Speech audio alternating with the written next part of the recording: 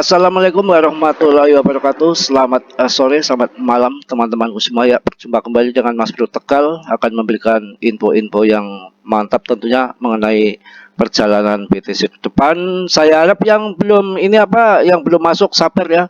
Nggak usah ketubukan ya, tebak-tebuk ya. Nobruk saja ya. Nobruk teh mending manis, teh poci Tegal, jangan nobruk randa ya, bahaya nanti gamparin sama Satpol PP. Ini BTC itu kondisinya memang Anda nggak usah khawatir. Kondisi sikon kondisi dan toleransi itu semua mengarah, nggak semua lagi ya. Emang BTC ini sudah nggak bear market udah selesai, udah usai, goodbye, dadah. Sekarang bulus. Kalau bulus dapat fulus. Ya waktunya udah ngaceng cang cinceng ke atas. Tapi dalam perjalanan ke atas itu tetap ada banting membanting ya, main tebak-tebuk, main tungging-tunggingan, banting-bantingan, jeblak-jebluk. Kayak di kasur itu yang namanya ada permainan. Sedangkan kalau berguling-guling itu pun ada permainan dulu, rayu-merayu ya. Ada apa namanya, gaya-gaya dipersiapkan, jamu tentunya. Apa sih Mas Bro, mental kita siapkan dalam bermain kripto adalah kondisi sekarang masuk bull market bukan bear market. Akan tetapi dalam bull market ini tetap ada banting membanting, yang mana sebentar lagi Natalan, tahun baru ya, ETF support macam-macam ya. Makanya gunanya DCE dikit-dikit akan saya jelaskan langsung mengenai BTC ini. Udah dari kemarin saya udah ngomong bahwa sekarang ya ada resisten kunci yang sangat krusial bukan sial ya, yaitu Fibonacci 0382 itu belum mampu menjebol, bahkan sekarang turun walaupun ini naik lagi. Kalau lihat dari awan Ichimoku yang keramat ini, yang handal ini ya, 99% akurat, kondisinya di pucuk, waktunya TP. RSI juga waktunya di pucuk, waktunya TP. Boleh saja ya Mas Bro udah masuk harga 300 juta, sekarang 600 lebih, ngapain nggak TP? On ya, gemblong namanya, TP aja udah, nanti turun lagi ya, terisi lagi, demand masuk lagi. Ini nanti perjalanan daripada BTC ini tetap akan ke sini dulu ataupun ke sana, itu nanti yang penting loncatnya ke atas, nggak ada loncat ke bawah, ada randa itu kalau nanti turun, waktunya untuk masuk ya. Sekarang dilihatin saja nanti sampai Januari coba kayak apa, sebab ini kalau dilihat penerawangan saya ini ya, ini nanti mulai Mei pun tanggal 27 ini ya, Mei tanggal 27 itu baru stabil, akan cang cinceng terus ya. Kalau nanti sudah waktunya ngaceng habis halving itu nggak terkendali, semua berbondong-bondong masuk ya. Kalau ini masalahnya juga masih beberapa bulan ke depan halving, nanti juga terbangnya setelah halving. Santai aja, slow aja, liatin aja dulu market. Juga nanti akan saya berikan berita-berita yang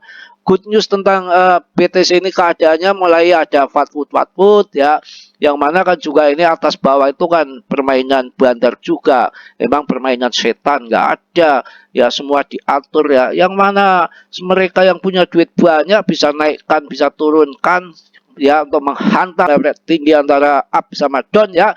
Ini perlu saya ingatkan untuk Anda, saya kasih pengertian nih, saya kasih jurus maut, jurus mabok ya. Saya agak sewot ini kalau melihat orang pada ketakutan kayak kemarin PP juga, model invest model apa, orang model apa, turun 1-2% aja udah kabur ya, ketakutan pada berkutakan di Telegram. Santai saja ya, masukin aja, banyakin lagi di PP. Ini nanti ya, kalau sudah print money, suku bunga sudah diturunkan, itu baru kantong kita terisi. Yang mana sebetulnya kuncinya itu uang masih banyak beredar di sana, di US semua. Negara-negara yang pinjam uang itu masih standar dengan dolar. Ya nanti kalau dolarnya di sana cetak lagi untuk pilpres, untuk segala macam, jebret, masuk market, ces tak maknyes tak iya, ya wong Madura muni tak iya itu ya, tak iya apa itu ya, itu nanti ya otomatis dompet kita terisi. Yang isi dompet kita itu siapa? Sana dari US ya, bukan dari Hong Kong.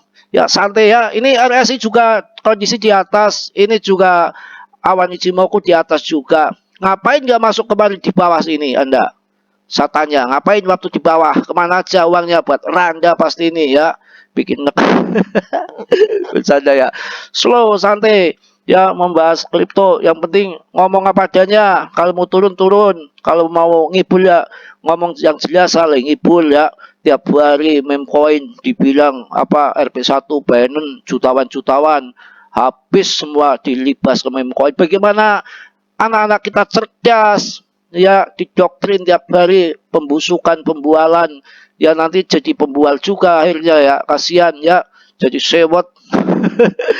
Ya, cobalah kita jujur, koin-koin yang busuk, koin-koin yang mentah, koin-koin penipu itu kita katakan penipu, kita ajari dengan sedalam-dalamnya ya, maksudnya ini roadmapnya ya, pembagian tokennya, depnya megang berapa, siluman nggak, setan nggak, bener nggak, amanah nggak, begitu supaya saudara-saudara kita, adik-adik kita, cewek-cewek kita, gacoan kita, yang mulus, yang cantik, yang aduhai semua jadi kaya, jadi kecepletan uang, bukan kecepletan racunnya meme coin saja, tiba-tiba tahu-tahu scam ya. SRP sabar ya, ini SRP bikin gedek aja, yang lain pada naik ya, pada naik-naikan, SRP ngungsep aja dari dulu ya. 140 juta per koin, nunggu kapan ini ya? Aduh, SRP gua keprek juga nanti lama-lama. Mas Bro punya banyak, pindahin ke PP kalau nggak naik-naik ya. Udah buru mau buat kawin nggak naik-naik. Katanya 140 juta per koin. Langsung kita bahas mengenai berita yang kedubukan ini. Mantap jaya, tentunya Anda bisa perhatikan. Ini yang ngomong orang-orang di tengkot kripto ya, yang kadang-kadang berita itu juga untuk food ya, tuh longsor begitu, harga Bitcoin terjungkal ya, terjungkal itu ternyata Bitcoin juga ya, bukan Randa juga. Sambil merokok dulu lah ya. Kalau Randa kan terjungkalnya di tempat tidur ya tentunya ya. Ini ngomong apa Mas Bro? Santai aja, slow aja, bercanda nggak boleh, bercanda boleh saja. Jadi Anda nggak apa namanya stres. Kalau banyak canda itu kan pikirannya kan jadi bening, waras, kalau jadi sehat ya. Tapi jangan ketawa yang di jalanan yang ondal-ondal itu ketawanya ketawa karena habis main koin jebris edan. Kalau ketawa di sini ya ketawanya ketawa yang bahagia sama Mas Bro. Sampai merokok dulu ya. Jos jos jos. Ini Bitcoin terjungkal. Ini prediksi BTC terbaru yang mengejutkan pasar ya. Terkejut, pasar pun terkejut, bukan perawan aja. Apakah Anda siap untuk gelombang terbaru dalam dunia kripto? Setelah 8 minggu berturut-turut menunjukkan kenaikan harga Bitcoin, kini mengalami penurunan. Analis teknis mingguan mengungkapkan bahwa Bitcoin gagal menutup atas area resisten kunci, memicu spekulasi tentang koreksi harga yang mungkin terjadi. Mari kita selami sedalam susu, sedalam lautan samudra, prediksi harga terkini dan pandangan para ahli tentang masa depan Bitcoin ya. Jadi diperkirakan akan turun karena sama dengan Mas Bro, Fibonacci ini yang atas ini ya, memang belum menyentuh Fibonacci di area Fibonacci 0382. Itu yang menjadi apa namanya angka keramat bagi pemuja, penyembah Fimbo ya. Sebetulnya bukan keramatnya karena sudah menjadi tradisi. Tradisi itu kan susah. Kalau mandi itu kan tradisinya upat-apet ya nggak bisa kalau nggak upat-opet ya, harusnya diikat dulu supaya nggak upat-apet. Ya kalau ini BTC nggak bisa melangkah di Pimbo 0382, nggak mampu menjebol resisten itu karena memang di situ pasang sell order banyak sekali. Karena di situ resisten yang kuat nggak mungkin dijebol satu kali, pasti 2-3 kali langsung jos ya, melembung. Itu baru kena ya. Sambil bercanda tapi ilmunya diserap ya, supaya otaknya terisi ilmu bukan terisi halu ya. Pekan lalu Bitcoin mencatat penurunan pertama setelah 8 minggu kenaikan berturut-turut. Penurunan ini mengakibatkan harga Bitcoin turun di bawah area resisten horizontal dan Fibonacci yang penting ya. Samalah sama gua ya. Para analis kripto di Plafon X menunjukkan sikap bearish terhadap tren jangka pendek BTC ya, tapi jangka pendek ya, bukan jangka panjang. Jangka panjang tetap terbang. Para analis kripto di Plafon X menunjukkan sikap bearish terhadap tren jangka pendek BTC. Komsak menyoroti adanya celah CMC di 40.000 US dollar yang ia prediksi akan terisi kembali. Jadi nanti setelah 40.000 US dollar yang ia prediksi akan terisi kembali. Menurut Roger, harga BTC kemungkinan akan kembali menguji rata-rata pergerakan mengingat rally saat ini dianggap terlalu jauh. Yang namanya kripto juga bersikap bearish dalam jangka pendek karena hitungan gelombang, namun ia yakin akan ada puncak lain sebelum koreksi besar terjadi. Wow, hati-hati. Ada koreksi besar katanya, tapi jangan dipercaya betul. Jangan-jangan hanya food saja kemudian akan terbang, kita nggak tahu juga ya. Yang namanya Ocean, berita-berita itu kan media yang bayar dia ya. Media itu tinggal jeplak saja, tinggal nyocot saja karena sudah dibayar ya.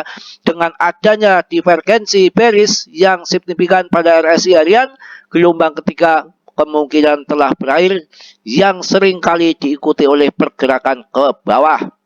Sudah cukup ya. Tanda-tandanya kalau menurut berita ini akan turun dulu, tapi kan hanya jangka pendek yang sudah saya uraikan tadi. Saya rasa cukup ya, mohon maaf yang sebesar-besarnya. Hari ini cukup segitu aja. Saya sudah bahas banyak juga tadi video yang apa namanya berkutakannya, yang Mas Bro suka ngebanyol, suka bercanda, suka ngomong jorok segala macem.